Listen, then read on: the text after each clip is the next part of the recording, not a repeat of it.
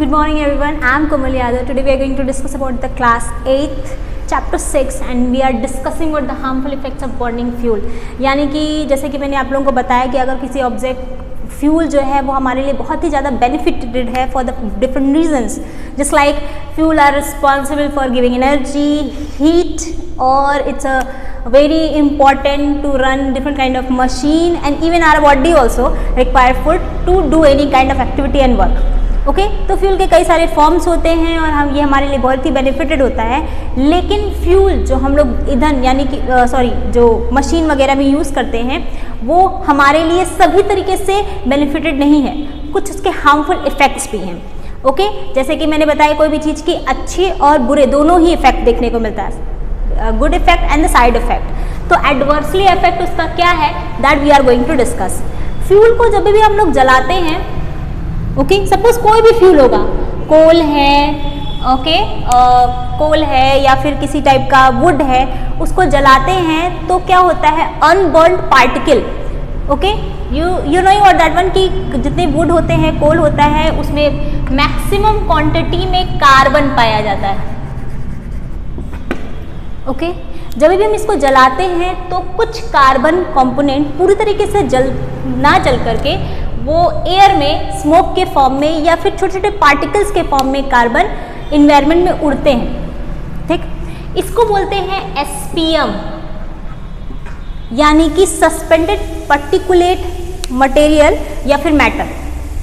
Okay suspended particulate matter, ये जो SPM होता है ये क्या करता है in the process of respiration. Respiration का एक प्रोसेस होता है ब्रीथिंग.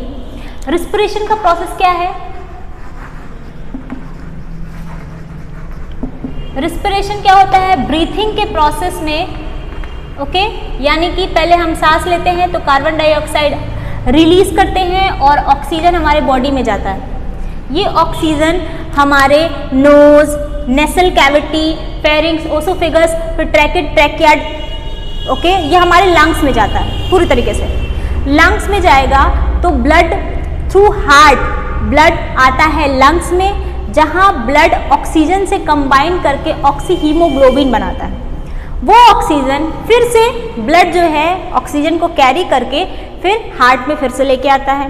हार्ट पंप करके बॉडी के हर एक बॉडी के सेल में ट्रांसफॉर्म कर देता है, ट्रांसपोर्ट कर देता है. ये ट्रांसपोर्टेशन के प्रोसीजर मेन रीज़न ये होता है कि ये ऑक्सीजन ब्लड के थ्रू बॉडी के हर एक सेल में पहुंच जाए जहाँ पे फूड हो, और फूड उस ऑक्सीजन को ले करके ऑक्सीडाइज हो जाए और एनर्जी रिलीज हो.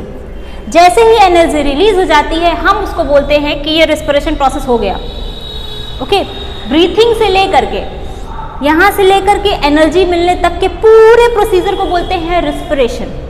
ठीक है, जब हम कार्बन ये सस्पेंडेड पार्टिकुलेट मैटर जो है हमारे बॉडी में इस रिस्पिरेशन प्रोसेस के थ्रू चला जाता है और हमारे लंग्स को क्लॉट कर देता है, यानी कि ये छोटे छोटे मटेरियल्स हमारे लंग्स में चले जाते हैं. उस कंडीशन में ये लंग्स में जो छोटे छोटे जो मैटर्स हैं वो क्या करते हैं, उसको क्लॉटिंग करते हैं और ब्लड कह सकते हो अस्थमा क्रिएट करते हैं. अस्थमा एक डिजीज़ होता है जिसमें सांस लेने में परेशानी होती है, ब्रीथिंग करने में परेशानी होती है, तो ये एक डिजीज़ कॉज कर देता है.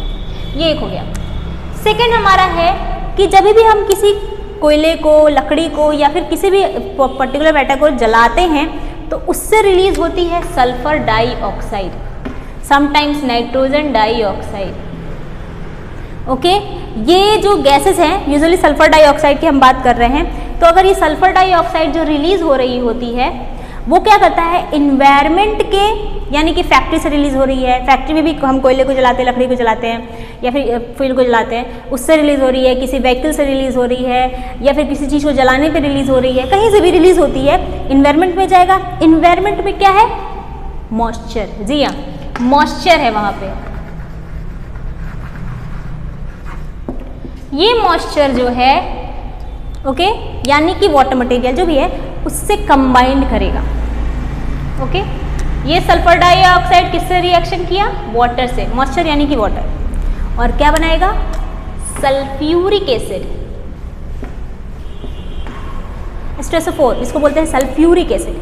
सल्फ्यूरिक एसिड क्या करते हैं, जब बारिश होती है तो उसी सल्फ्यूरिक एसिड उसी बारिश के पानी से रिएक्ट करके, उसी पानी से रिएक्ट करके नीचे ज़मीन पे गिरती हैं, लैंड पे गिरती है, अर्थ पे गिरती है।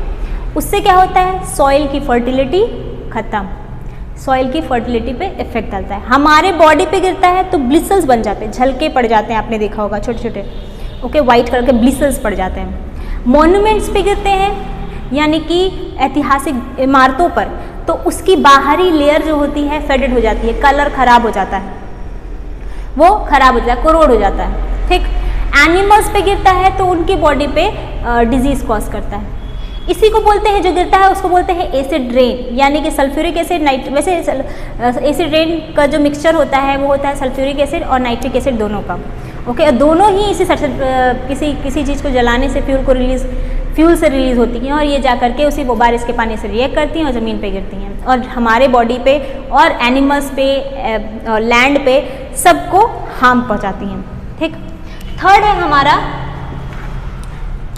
कि जब भी हम किसी गैस को जलाते हैं, किसी भी ऑब्जेक्ट को जलाते हैं तो उसे एक पर्टिकुलरली एक गैस तो निकलती ही है जिसको हम लोग बोलते हैं carbon dioxide. Even respiration process में भी क्या रिलीज होता है, कार्बन डाइऑक्साइड रिलीज होता है, ओके। इस रेस्पिरेशन प्रोसेस में भी एनर्जी रिलीज होती है, उसमें भी पूरा ऑक्सीडेशन होता है जैसे कि बाकी सब चीज़ों में होता है, उसमें भी कंबशन होता है, यहाँ पे भी कंबशन एक तरीके से रेस्पिरेशन में भी हो रहा है, जिससे क्या निकलता है, कार्बन डाइऑक्साइड निकलता है। ये कार्बन डाइऑक्साइड यूजुअली होता क्या है,